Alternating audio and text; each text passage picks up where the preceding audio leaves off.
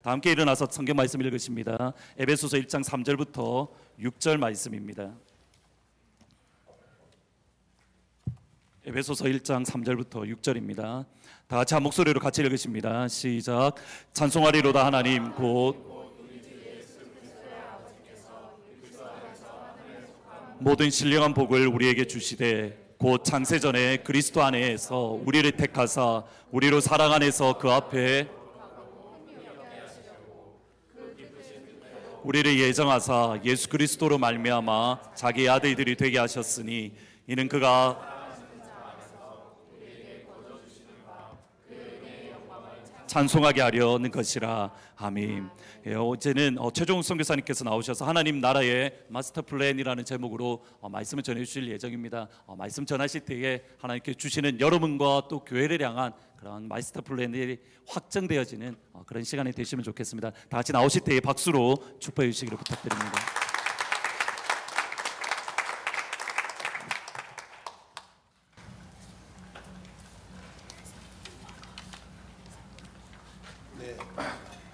어느덧 예배를 마칠 시간이 됐군요. 그래도 말씀은 있어야 되겠죠. 함께 기도하겠습니다. 하나님, 이 짧은 시간에 이 무거운 하나님의 엄중한 말씀을 들고 이 자리에 섰습니다. 하나님, 하루 종일 하나님 말씀을 풀어도 감당이 안 되는 이 엄중한 말씀을 30분 만에 제가 어떻게 다 전할 수 있습니까? 그러나 하나님께서 지혜와 총명을 우리 하나님의 백성들에게 주셔서 하나님의 그 비밀한 것을 알 수 있도록, 깨달을 수 있도록 마음의 눈을 열게 하여 주십시오. 이 부족한 종이 어두나하고 또 지혜 없는 저를 성령께서 붙들어 주셔서 짧은 시간 내에 버벅거리지 않고 또 유효적절한 의의를 생각나게 하시도록 성령님 도와주십시오. 전할 때에 전하는 자나 듣는 이가 한 성령 안에서 하나님의 말씀의 그 비밀을 보게 하여 주시옵소서. 예수님 이름으로 기도드립니다. 아멘. 오늘 본문의 말씀은 먼저 찬송하리로다 이렇게 시작합니다. 어떤 일에 있어서 너무나 놀라운 일이 있을 때는 와우, 이 음식이 너무 맛있어서 와우, 어떡하지, 뭐 이렇게 좋지 이렇게 하는 것이 아니라 와우, 굉장히 맛있구나, 이 음식을 어떻게 만들었지. 어떤 사물이 놀라울 때는 감탄사가 먼저 나옵니다. 그래서 바울은 지금 3절부터 6절까지의 말씀을 영혼에 조명할 때에 감당할 수 없는 감동이 있어서 감탄사부터 먼저 시작합니다. 찬송하리로다. 그러면서 이제 다시 그 다음 하나님이 우리 주 예수 그리스도의 아버지 하나님은 이 말씀은 그냥 주어를 얘기하는 겁니다. 하나님 그러면 되는데 그 하나님을 꼭 풀어서 얘기를 하는 겁니다. 그것이 뭐냐면은 예수님은 하나님의 아들이다, 그 말이에요. 우리 주 예수 그리스도의 아버지께서 그 얘기는 예수님은 하나님의 아들이다. 그 당시에 예수님이 하나님의 아들이라고 하면 돌 맞아 죽을 그런 당시예요. 그러나 그 바울은 하나님이라는 말만 끄집어내면은 예수님과 어떻게든지 연관을 시켜서 그분이 하나님의 아들이라는 것을 설명하고 지나가고 싶은 그것이 바울의 마음이었습니다. 그래서 하나님 곧 예수 그리스도의 아버지께서 그러면서 다음 본문이 계속됩니다. 하늘에 속한 모든 신령한 복을 우리에게 주시되, 근데 이 말씀에 분명한 것은 땅에 속한 어떤 것은 아니고 하늘에 속한 것을 의미한다. 이것은 우리가 쉽게 눈치챌 수가 있지요. 그런데 결국 우리가 복 받기를 원하는 그 복은 어떤 복인가요? 분명히 우리가 원하는 복은 땅에 속한 복들이라는 것을 우리는 알 수가 있습니다. 그러나 근본적인 하나님이 우리에게 주시고자 하는 복은 우리가 땅에서 원하는 복이 아닌 하늘에 속한 신령한 복이라고 말씀하고 계십니다.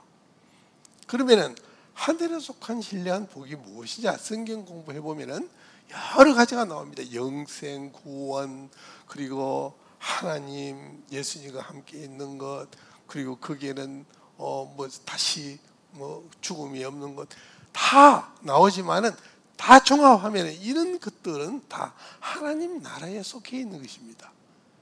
그래서 이것을 하늘에 속한 신령한 복은 곧 킹덤 오브 갓, 하나님의 나라로 정의를 하면은 되겠습니다. 다시 말을 해석해서 해보면은 하나님께서 하나님의 나라를 복으로 우리에게 주시기로 하셨다. 그렇게 설명하면 될 것 같습니다. 그래서 이 하나님의 나라를 우리에게 주시기로 한 시기와 방법과 그리고 대상이 그 뒤에 계속해서 말씀하고 계십니다. 하나님께서 우리에게 하나님의 나라를 너희들에게 주겠다 할 때의 그 시기는 세상이 만들어지기 이전에 하나님이 그렇게 계획하셨다, 그런 뜻입니다. 그러니까 세상이 먼저 만들어졌나요? 아니면은 하나님의 나라의 계획이 먼저 되었나요? 쉽게 알 수가 있죠. 그러니까 우리가 생각하는 태초에 하나님이 천지를 창조하시느니라가 하나님의 사역의 제일 처음이 아니라는 뜻입니다. 그 전에 그 하나님께서 창조 전에 하신 일들을 우리가 에베소서 1장 1절부터 6절까지 거기에 잘 나타나 있습니다. 그러니까 하나님의 모든 구원의 역사와 드라마의 함축을 이 몇 절에 담아놓고 우리에게 보여주시는 건데, 너무나 큰 하나님의 구원 여정을 그리고 하나님의 설계를 우리에게 보여주시기 위해서 이 짧은 몇 마디로서는 우리가 도저히 이해할 수가 없기 때문에 에베소서 1장 그 뒤로는 우리에게 계시의 정신을 주시사 우리의 마음의 눈을 밝히지 않으면 볼 수 없는 하나님의 원대한 구원 계획이고 하나님의 나라의 설계도입니다. 그래서 우리는 이제 하나님께서 하나님의 나라를 설계할 때에 만들어 놓으셨던 그 설계 도면을 우리 거꾸로 가서 이제 그 창고에 들어가서 블루카피를, 청사진을 같이 들어가서 어떻게 하나님이 설계되었는가 우리가 그런 기대를 갖고 가보는 것입니다. 창세전에 그리스도 안에서 우리를 택하셨다. 이 단어 하나하나에 함축되어 있는 것이 얼마나 큰 뜻이 있는지 모릅니다. 그래서 택했다는 그 말이 정말 하나님께서 우리를 택하셨다고 하는데, 우리는 누구며? 그러면은 모두가 아니고 모두 중에서 셀덤했다, 택했다는 뜻인가? 우리가 거기서 집중할 수가 있습니다. 이것은 마치 베드로전서 2장 9절에 보면은 너희는 택하신 족속이요 왕 같은 제사장이요 거룩한 나라요 그의 소유가 된 백성이라고 그렇게 했습니다.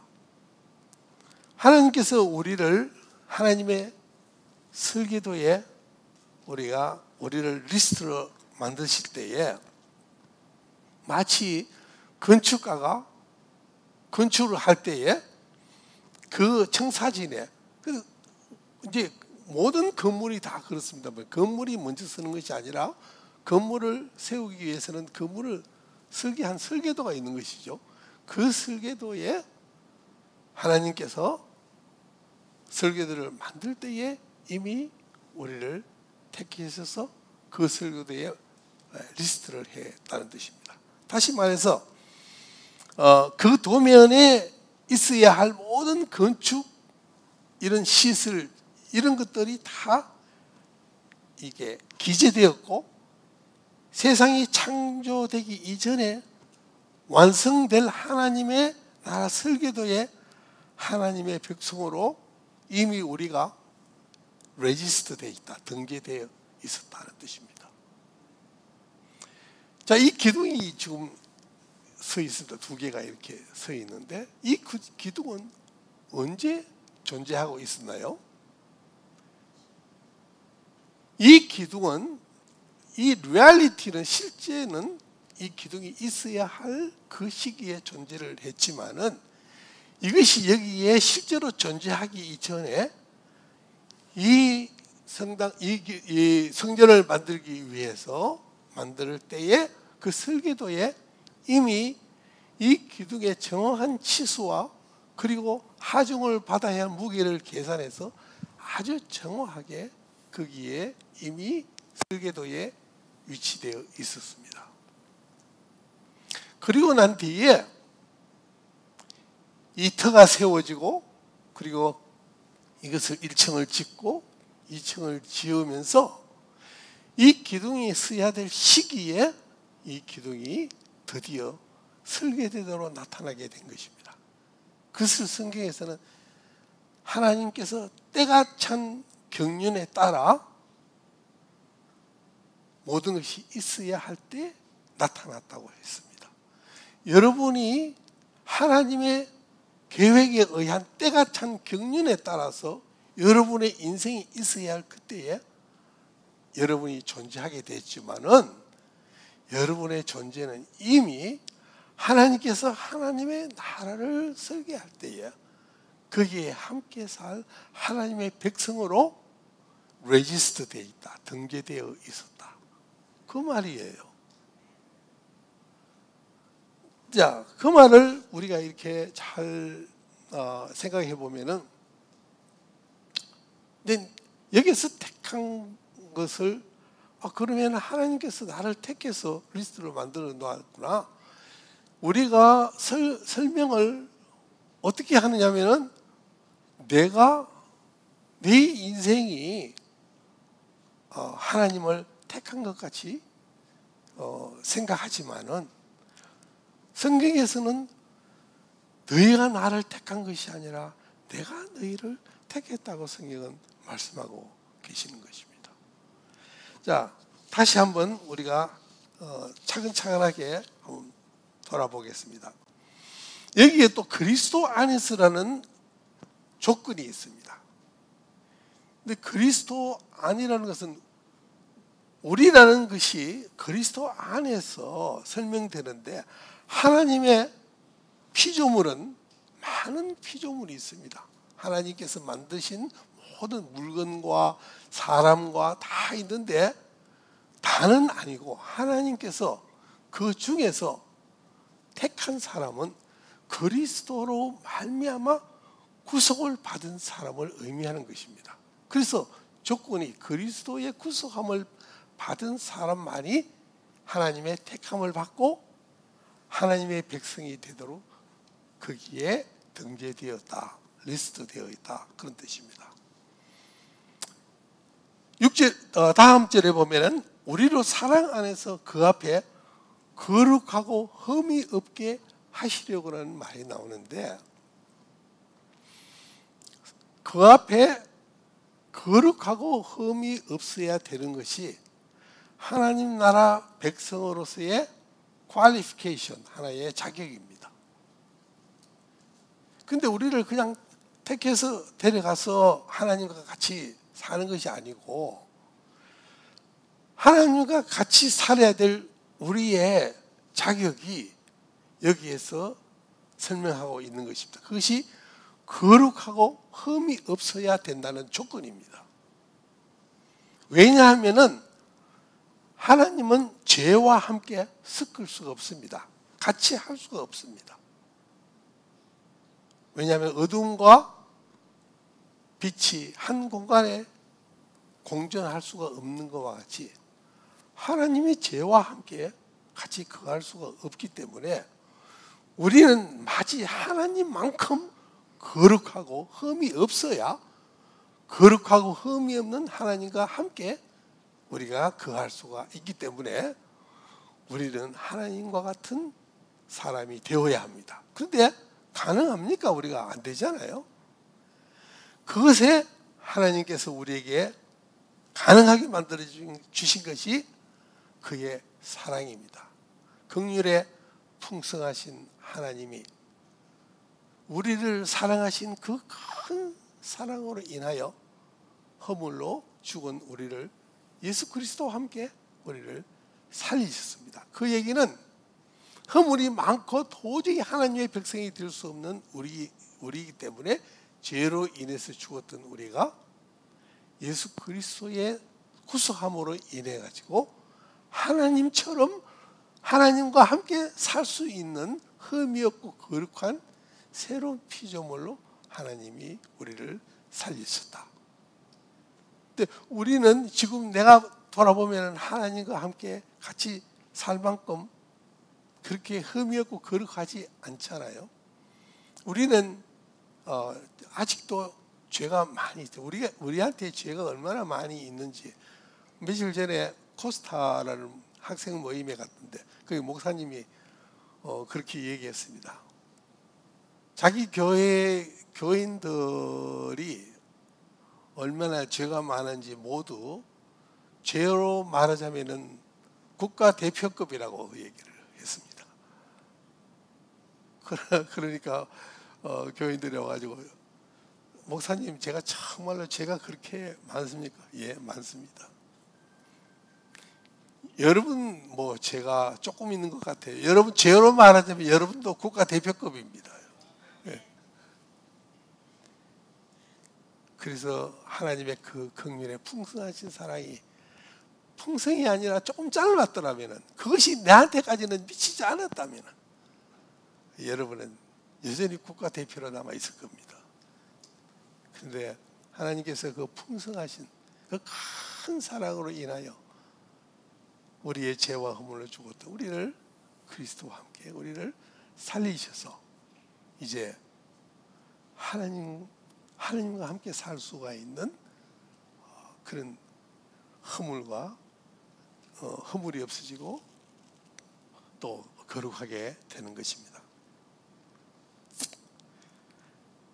이것이 하나님께서 왜 이렇게 우리를 하나님의 나라에 초청하면서 하나님의 아들로 삼으셨는가? 그 부분을 여기 성경에서는 그것이 하나님의 기쁘신 뜻이라고 했습니다. 그리고 우리로 하여금 아들이 되게 하셨다고 했습니다. 여기에 아주 중요한 하나님의 은혜가 있습니다.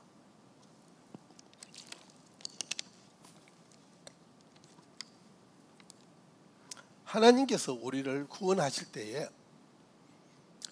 이전에 우리는 사탄의 종이었습니다. 사탄의 종을 하나님이 구원해서 자기 종으로 만들었다 그러면은 주인이 바뀌었죠, 그죠? 그러면 사탄이 우리의 주인이었는데 우리의 주인이 하나님으로 되었다면은 상당히 우리가 좋아진 것이죠.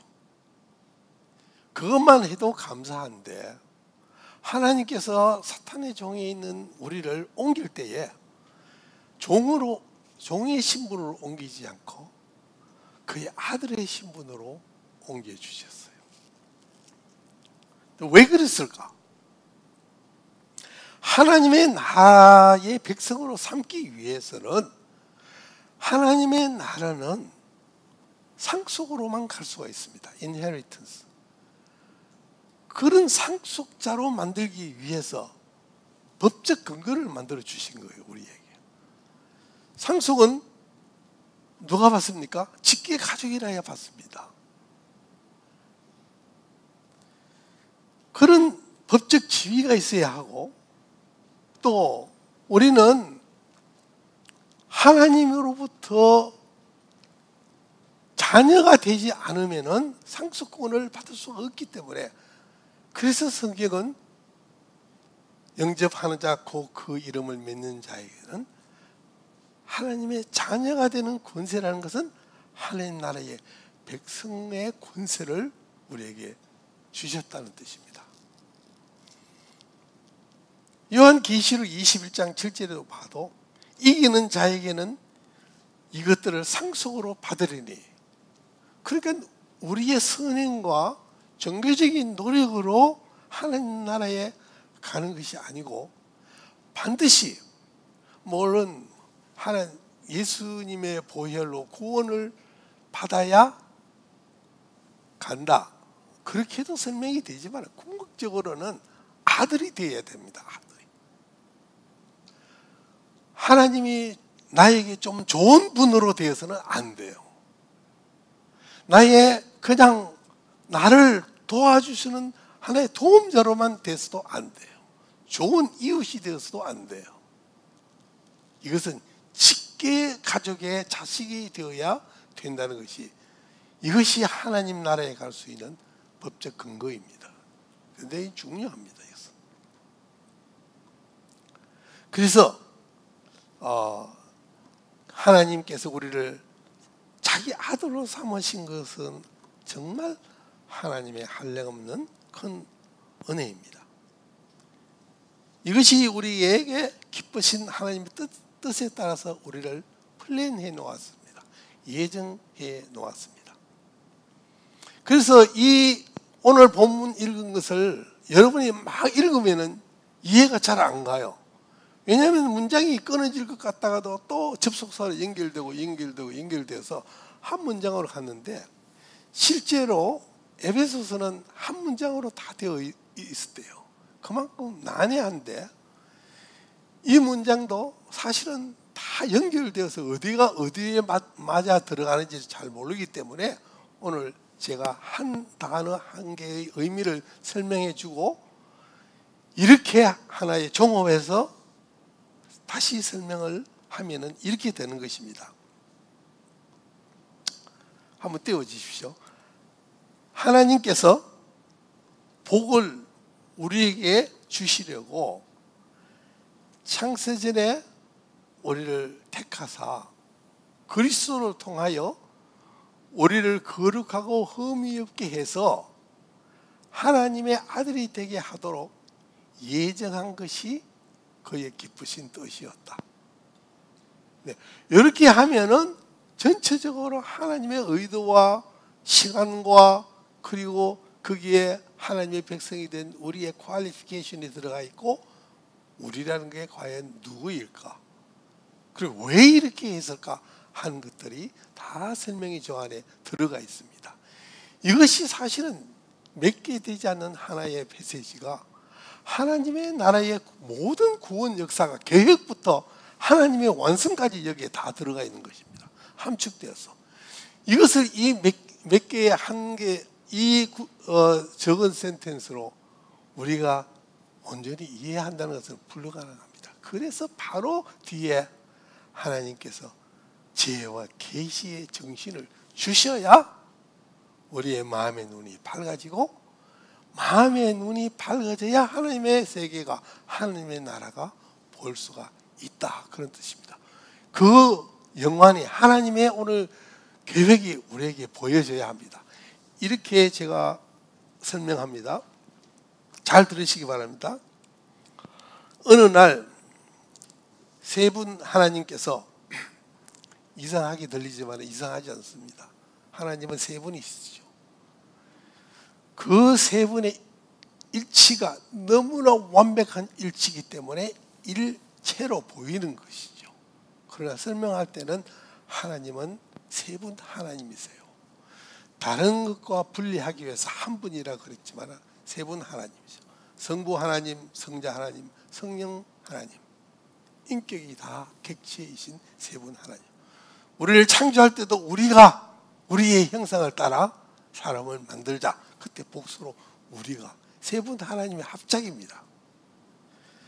이 세상을 창조하셨는데 그 창조물 중에 인간을 만드시면서 인간에게 자유의지, free will, 자유의지를 주셨습니다. 이 자유의지를 가진 인간은 결국 창조주 하나님께 불순종하게 되므로 죄가 세상에 들어오게 되었습니다. 자유의지라는 것은 하나님을 순종할 수도 있고 배반할 수도 있는 그 의지를 그냥 free will로 주었다는 것입니다. 그래서 하나님은 그 망가진 그 죄로 인해서 창조 세계가 다 망가졌는데 그 망가진 창조 세계를 픽스하기 위해서 구원책으로 예수님을 세상에 보내시고 그를 통해 세상을 구원하셨다. 이렇게 설명하면 맞습니까? 네. 잘 들으셔야 돼요. 제가 이거 물을 때는 반대로 대답하면 맞아요. 대부분. 이렇게 설명하면 문제가 있습니다. 왜 문제냐면은 하나님의 전능성에 문제가 있는 거예요. 제가 어느 날 하나님께서 모여가지고 이 세상을 만들었다 그랬는데 처음에 제가 뭐라 그랬어요? 이 세상을 만들기 전에 뭐가 있었어요? 하나님의 나라를 먼저 설계하셨죠. 그리고 다시 하나님 결국 인간을 만드신 것은 이렇게 설명하면 실패작이에요. 프리윌을 주면서 했는데 칼을 줬는데 칼을 잘 사용하지 않고 잘못 사용했는데 잘못 준 거죠. 그 하나님의 실패작이에요. 인간은. 하나님이 실패할 수 있는 분이에요. 그래서 그 실패를 해결하기 위해서 구원의 계획을 세우셨다면 하나님은 전능하신 하나님이 아니세요. 그래서 이렇게 설명하면 문제가 있고 이렇게 다시 설명을 해봅니다. 하나님은 세상을 만드시기 전에 먼저 하나님의 나라를 계획하시고 하나님 나라에 함께 거할 백성을 디자인하시면서 인간에게 자유의지를 주셨습니다. 왜냐하면 하나님이 인간에게 배반당할 위험이 있음에도 불구하고 로봇으로 만들지 아니하고 우리 스스로의 의지를 가지고 하나님께 나아오는 것이 그분이 기쁨이 되기 때문에 자유의지를 주셨습니다. 그런데 그렇게 만들어진 인간은 결국 순종으로 하지 않고 불순종으로 죄를 범할 것을 미리 아시고 인간을 창조하기 이전부터 예수 그리스도의 구원책을 완벽하게 계획하신 것입니다. 그리스도 안에서. 이렇게 설명이 되어야 하나님의 완벽한 실수하지 않는 하나님의 전능성이 드러나게 됩니다. 우리 인생도 이와 같이 하나님이 우리를 계획하시고 하나님 나라의 백성으로 플랜해놓고 여러분이 존재하다고 생각하지 않는다면 어떻게 설명합니까? 우리를 어느 날 있어 보니까 엄마가 나를 놓았네. 그리고 내가 망가지니까 하나님이 불쌍해서 고치기 위해서 내가 예수를 믿었더니 구원 안으로 들어오게 됐네. 그 자기 해석이에요. 그렇게 성경은 그렇게 설명하지 않고 또 우리 자신을 내가 보는 입장으로 보지 않고 하나님 나라의 비유로, 이것을 성경적 비유라 그럽니다. 내 인생도 그렇게 설명하면 답이 없어요. 내가 믿는 것이고 내가 선택한 하나님이고 내 삶을 위해서 하나님이 계시는 것이지 하나님 때문에 내가 존재한다고 생각하지 않는 거예요. 우리는 하나님의 나라의 백성이에요. 하나님 나라의 일원이 필요해서 하나님이 우리를 초청하시고 계획하시고 그 리얼리티가 지금 여러분이 앉아 있는 것입니다. 이 엄청난 초청이 여러분에게 있었다는 것입니다. 우연히 알다가 보니까 예수를 믿게 되고 그래서 구원받았네, 땡, 아닙니다. 그렇다 그러면 여러분의 마지막도 처절합니다. 믿음도 없어지고 하나님 나라의 확신도 없어지고 그리고 지금 하나님의 나라를 위해서 내가 어떻게 살아야 되느냐에 대한 생각도 없어지고 자기를 위해서 사는 이기적인 신앙밖에 안 되는 거예요. 하나님의 계획은 절대로 그렇게 세워진 게 아닙니다. 여러분은 이런 하나님의 원대한 그리고 하나님의 엄청난 영광스러운 초청에 어떻게 반응하실 거예요? 제가 보니까 별로 감격한 것 같지도 않은데 그래도 감격하고 있더라고요. 밖에 나가서 인사하는데 선교사님 오늘 제가 폭발되었습니다. 그런 감정의 얘기를 하는 분도 계시고 조용히 속에서 이 하나님의 나라를 들여다보고는 이 속에서 와, 이렇게 된 하나님의 구원의 역사 속에 내가 동참하고 있구나. 이 초청이 얼마나 영광스러운 초청인가. 그렇게 주체할 수 없는 조용한 폭발도 많이 있었라고 봅니다. 저는 40년 전에 이 말씀을 가지고 지금까지 내 인생을 견인해오고 내 인생을 믿음으로 끌어온 하나님의 그 비유를, 시각을 가졌을 때에 내 인생은 완전히 바꾸어졌습니다. 이런 큰 하나님의 픽처를 바라볼 수 있어야 합니다. 세 사람이 백돌공들이 일을 하고 있었어요. 그래서 다가가서 한 사람에게 물었습니다. 당신은 뭘 하고 있습니까? 보면 몰라요? 나는 백돌 쌓고 있잖아요. 두 번째 사람한테 물었습니다. 당신은 뭐 하고 있습니까? 벽을 쌓고 있죠. 뭘 하긴 뭘 벽 쌓고 있어요. 세 번째 사람에게 물었습니다. 당신은 뭐 하고 있습니까? 여기는 엄청난 궁전을 내가 지금 짓고 있습니다. 여러분, 조그만 벽돌 쌓는 백돌공의 일은 똑같아도 그 쌓는 사람의 생각이 한 사람은 지겨운 벽돌을 쌓고 한 사람은 그 일당 받고 지겹도록 담을 쌓고 있지만은 또 한 사람은 자기가 지금 이 아름다운 궁전을 내가 만들고 있다.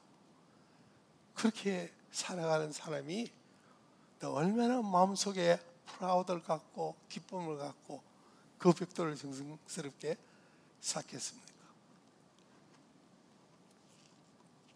자, 이런 우리의 하나님의 백성으로 택하심을 받은 우리 자신을 생각하면서 내가 택함을 받았는지 받지 않았는지에 대한 것을 우리가 어떻게 알지요? 로마서 8장 9장을 잘 읽어보시면은 성령이 내 마음속에 증거한다 그랬습니다. 알게 하신다 그랬어요. 그래서 내가 이 초청이 오늘 이런 말씀도 여태까지 잘 몰랐다가도 갑자기 하나님의 큰 픽처를 보여주니까 와우, 내가 거기 있었네 하는 깨달음이 있으면은 하나님의 초청이 된 것이죠. 그러나 객관적으로 사람은 주관적이기 때문에 구원이 객관적으로는 알 수 없지만은, 그러나 하나님의 자녀답게 내가 변해가고 있느냐 하는 것은 우리가 객관적으로 볼 수는 있습니다. 조화는 이 생화보다도 아름답지만은 그 안에 생명이 없기 때문에 자라나지 않습니다. 제가 사는 뉴욕 어디에 그 플루싱이라는 동네가 있는데 거기 한국 사람들이 많이 살아요.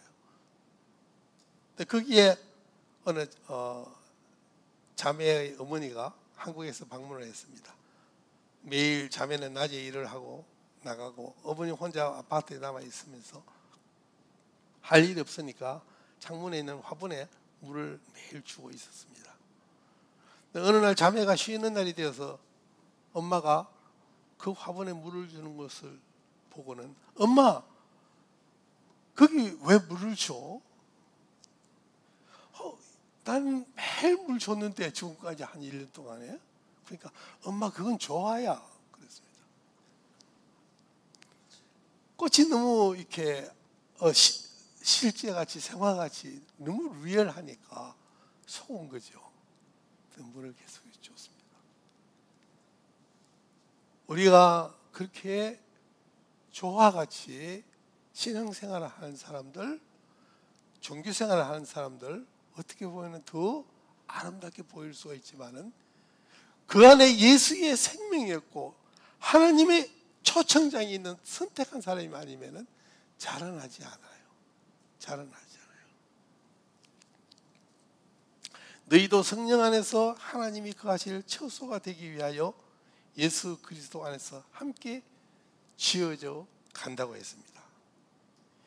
함께 지어져 간다는 것이 toward maturity, 우리의 성숙을 향해서 혼자서는 가는 길이 아니에요. 그래서 하나님께서 아름다운 믿음의 공동체를 주어서 함께 지어져 가는 것입니다. 예수님께서 이 땅에 오신 이유 두 가지, 하나는 우리를 대속하기 위하여 십자가에 죽으시러 오셨어요. 또 하나는 이 땅에 거룩한 하나님의 공동체, 믿음의 공동체, 교회를 세우시기 위하여 오셨어요.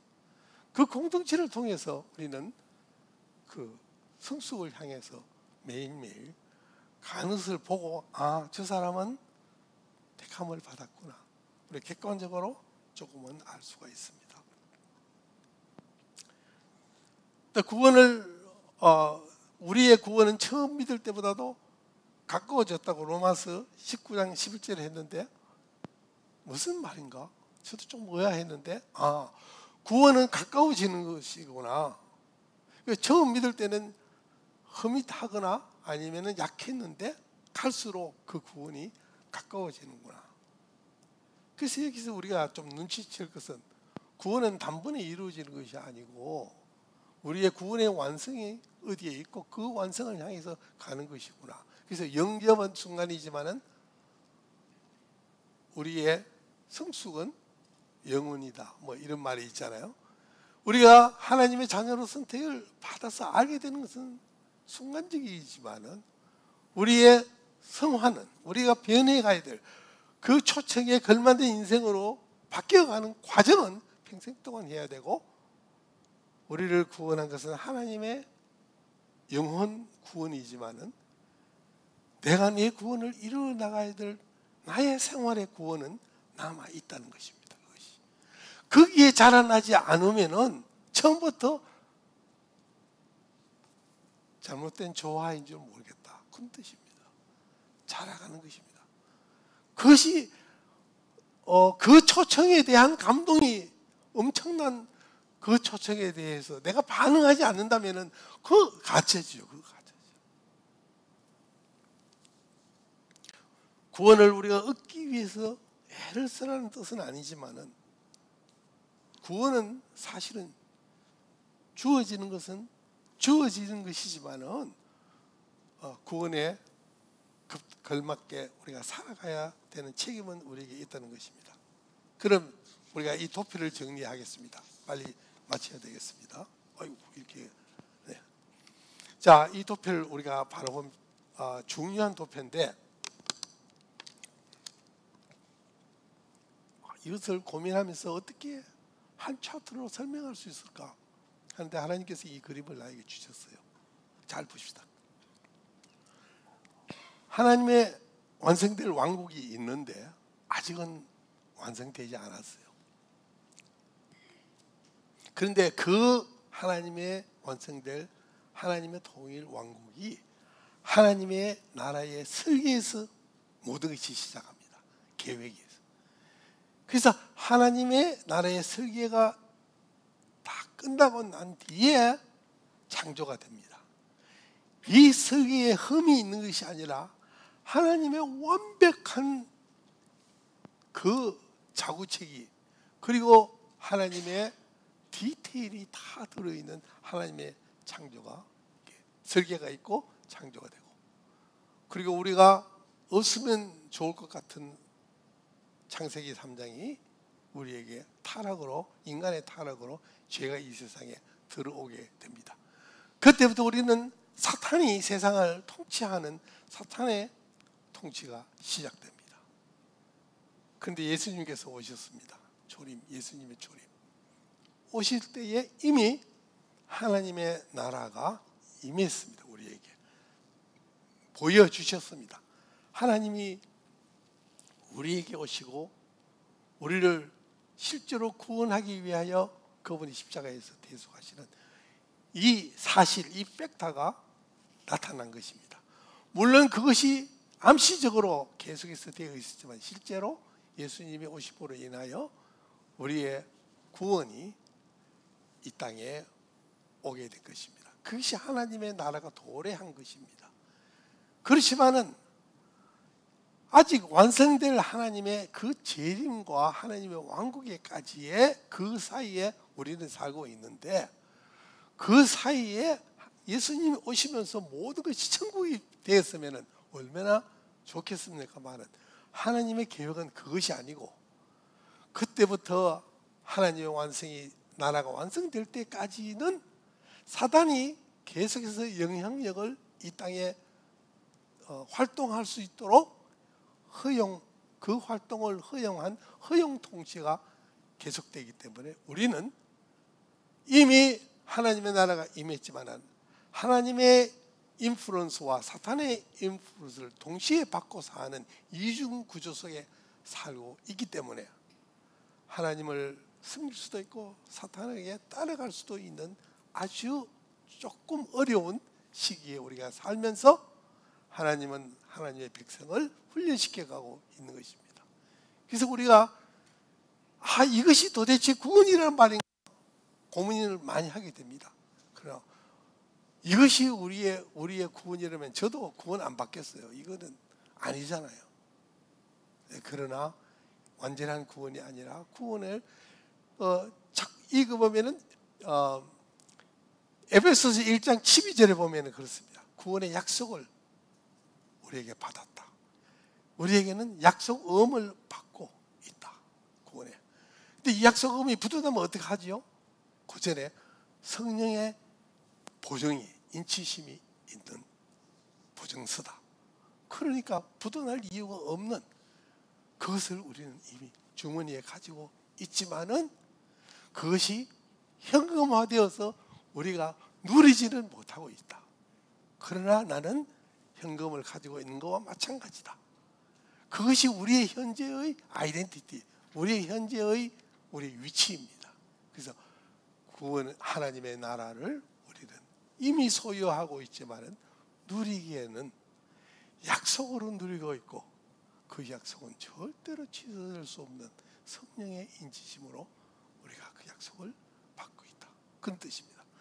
그래서 그 중에 하나만 설명하고 마치겠습니다. 나라고 했는데 내가 어디에 붙어 있냐면은 이 구원의 배열에 내가 조롱조롱 달려 있습니다. 그 달려 있는 다시 한번 보여주십시오. 네, 저기에 내라는 포지션이 중요한 사람입니까? 이렇게 물을 때는 아니요 하면서 반대로 얘기하면 맞아요. 그래서 나는 그렇게 중요하지 않아요. 왜냐하면 그림이 지워버려도 이 전체 그림이 없어지지 않잖아요. 내가 없어도 하나님의 계획에 차질이 있을까요?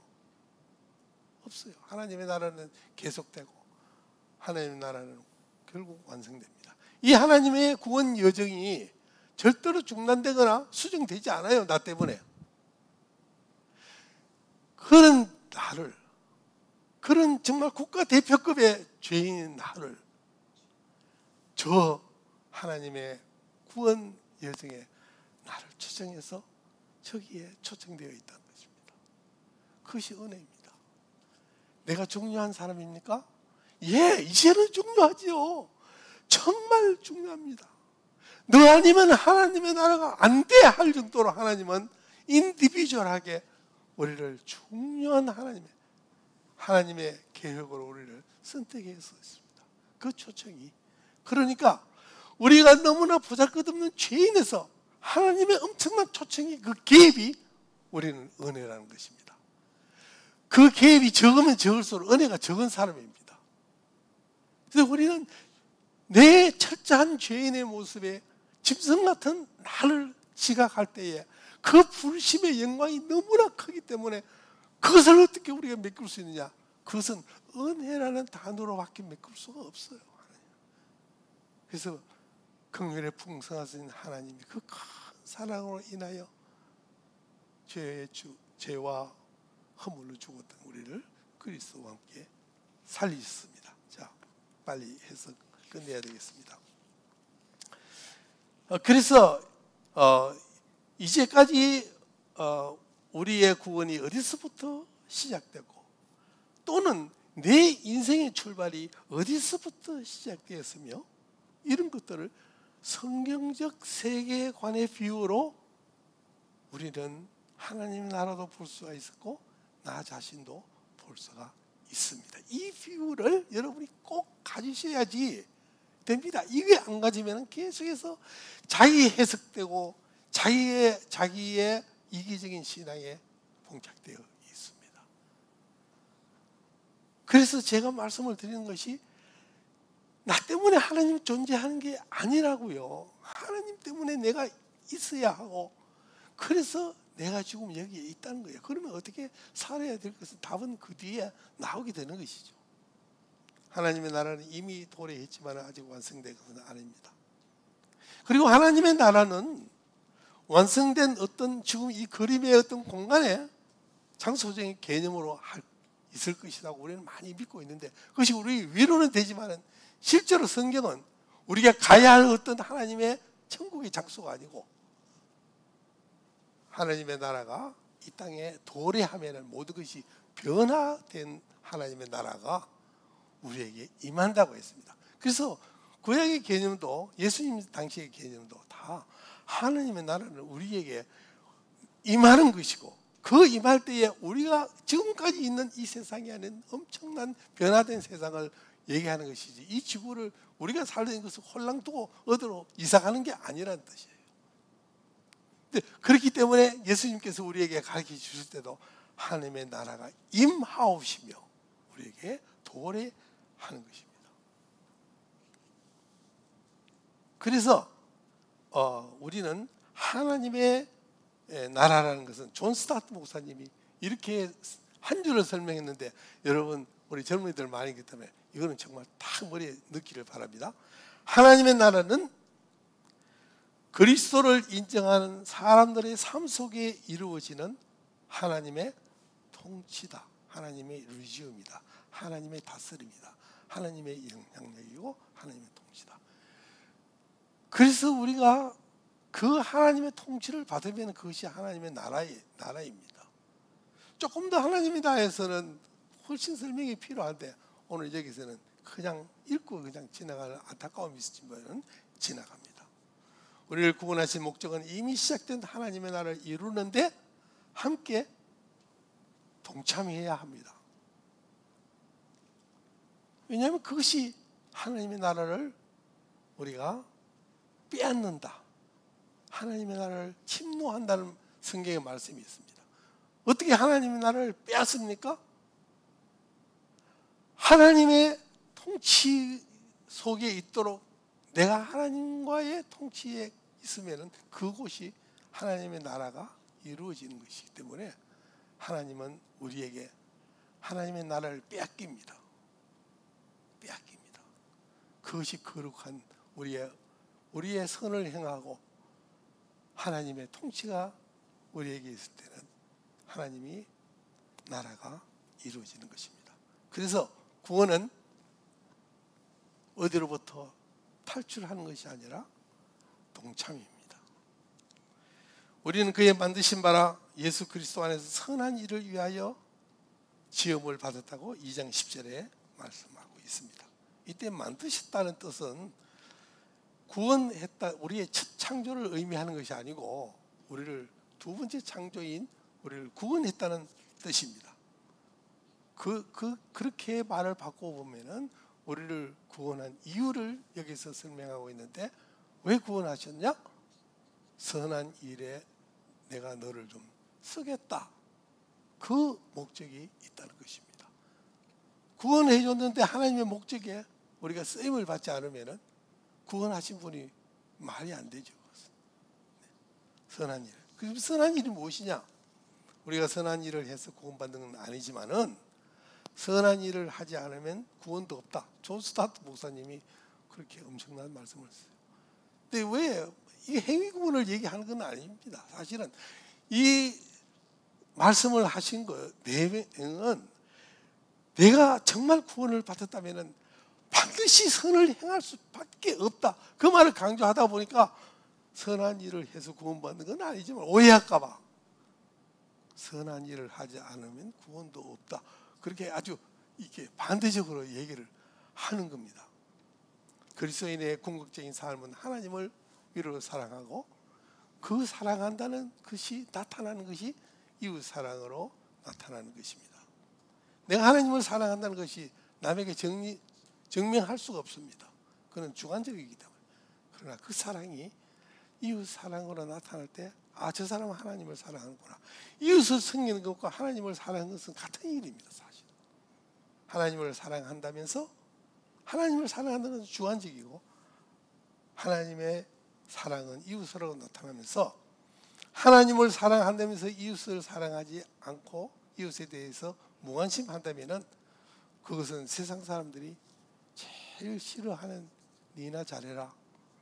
하나님 믿는다면서 하나도 예수 믿는 것 같이 세상에 살지 않으면은 세상 사람이 제일 싫어합니다. 우리가 이웃을 사랑할 때에 세상 사람들은 우리가 믿는 하나님에 대한 관심을 갖게 됩니다. 지난 10월 제가 이곳에 와서 선교 보고를 할 때에 선교 겸 선교지에 대한 소식을 전할 기회가 있었습니다. 나이지리아의 아주 가난한 동네에 마을 사람들이 힘을 합해서 크리스천 학교를 설립했는데 학생들이 막 500명, 600명 늘어나서 교실을 증축하다가 비용이 없어서 지붕을 덮지 못하고 그저 중단되어 있었습니다. 기도만 하고 있었는데 제가 이 소식을 설교 안에서 잠깐 언급한 사실이 있었습니다. 여러분 기억하시는지요? 그때 예배 후에 어느 성도님께서 헌금을 해 주셨어요. 제가 보기에는 그렇게 여유 있게 사시는 것 같지도 않은데 하여튼 성령님의 민감한 소리에 반응해 주셨어요. 그 들어야 할 버젯에 반을 해 주셨어요. 그 반은 우리 빈손 체험에서 할까 했는데 목사님께서 그 반은 우리 교회가 부담하지요. 그래서 교회에서 또 6,000불을 우리에게 보내주셔서 저것을 지붕을 덮는데 12,000불을 보내주셔서 저렇게 훌륭하게 지붕이 완성되었습니다. 그래서 the project now with the 빈처 파운데이션 support, 우리 빈처 파운데이션에서 보조해 주셔서 저렇게 건물이 예쁘게 되었다고 소식을 전해왔습니다. 우리가 아프리카에 대한 사진 몇 장, 우리 사역에 대한 사진 몇 장 보내주고 마치도록 하겠습니다. 다음 넘겨주세요. 네, 금년 2월 달에 제가 아프리카를 가면서 여기는 코트디부아르라는 곳에 갔습니다. 여기에서 이제 우물 파기를 시작하고 마을 개발을 시작하려고 방문하고 거기에 사람들을 둘렀습니다. 이게 나이지리아에 있는 아큐레라는 곳인데 거기는 보안이 좀 철저해서 비행기에서 내리자마자 저분들이 저를 콘보이하고 그 시골로 가게 되었습니다. 거기서 이제 저거는 이제 도살장인데 하루에 소를 500마리 잡는 곳에 갔습니다. 그곳에 가야 우리가 도축하고 난 뒤에 남는 피를 얻을 수 있기 때문에 그 피를 가지고 아미노산을 만들고 농부들에게 필요한 비료를 만들어주는 공장을 제가 설립해 주기 위해서 저곳에 갔습니다. 지금은 어떤 단계냐면 아직 설립 단계는 아닌데 한국에 있는 그 만든 비료를 이미 보내가지고 시농을 하고 있습니다. 땅이 맞는지 안 맞는지 해서 지금 시범 농장을 좀 하고 있는데 9월달 되면은 수확이 된 데이터가 나오고 저희들은 곧 그곳에 세워주려고 합니다. 네. 이것은 지난 6월달에 지난달에 있었던 아이벡스 컨퍼런스인데 이것은 아주 가난한 지역에서 경영하는 크리스찬 기업들에게 펀드 해주는 크리스찬들의 모임입니다. 펀드 하는 사람과 펀드를 받는 기업들이 와서 테스트모니하고 거기서 같이 기도하면서 이런 하나의 종교적인 집회가 아닌데도 불구하고 얼마나 기도를 시작하고 그리고 한 기업들을 도와줄 때에 펀드만 주는 것이 아니라 거기에 전문적인 컨설팅이 따라가고 뒤에 중보 기도를 해줍니다. 그래서 그 기도의 힘으로 아주 정말 사고 날 그런 펀드가 그렇게 많은데 지금까지 3%만 회수가 좀 불능하고 정말 잘 해나가는 그 모습을 바라보며 참 감동을 받았습니다. 여기는 이제 유엔인데 제네바 유엔에서 우리가 이 지구촌에 얼마나 많은 사람들이 어뷰즈를 당하고 인권이 훼손되는가 거기에 대해서 우리가 팔레스를 만들고 하는 회의에 참석하고 왔습니다. 이게 유엔에서 찍어놓은 사진입니다. 제 아내가 같이 또 동행했습니다. 오늘 나갈 때 인사하면 좋겠습니다. 하드포드 장로교회에서도 정말 이 지구촌 저 건너편 한 번도 우리가 가보지도 않고 만나보지도 못한 굶주린 빈손들 도움이 필요한 그 긍휼의 손을 내미는 그런 선행은 하나님 나라의 한 모퉁이에서 발견되게 될 것입니다. 우리가 목마른 자에게 물 한 그릇 준 것을 어떻게 주님이 그거를 기억하시다니요? 여러분 생각만 해도 가슴이 뛰지 않아요? 이 기도로 같이 기도하고 마치겠습니다. 기도 떼어주시면은 우리 오늘은 눈을 떠서 이것을 우리의 기도로 대신하겠습니다. 함께 기도하겠습니다. 하나님, 우리를 거룩한 백성으로 택해 주시고 하나님 나라의 백성으로 초청해 주신 한량없는 주님의 은혜를 감사와 찬양을 드립니다. 우리가 주의 백성답게 살기를 원합니다. 거룩한 길은 혼자 갈 수 없는 길이기에 이 믿음의 공동체를 주시고 함께 지어져 가게 하시니 감사합니다. 성령께서 이 구원의 여정에 동행해 주시기를 구합니다. 존귀하신 예수 그리스도 이름으로 기도드립니다. 아멘.